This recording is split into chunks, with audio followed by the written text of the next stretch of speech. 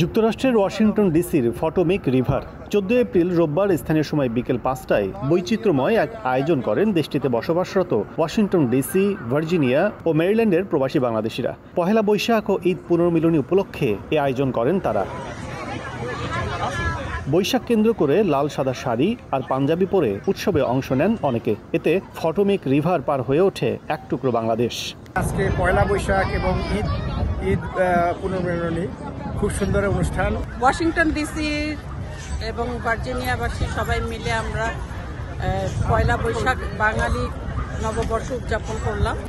1, 2, 3 ঢাকায় জমি জিতে নিন 100% ক্যাশব্যাক সহ 20 কোটি টাকার পুরস্কার।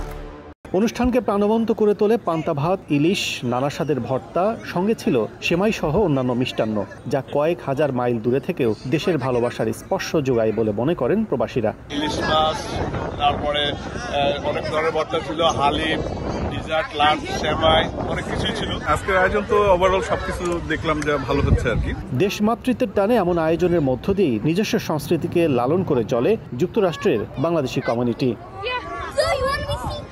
ওয়াশিংটন ডিসির ফটোমেক রিভার পার্ক থেকে কাজল আব্দুল্লাহ, সময় সংবাদ, যুক্তরাষ্ট্র।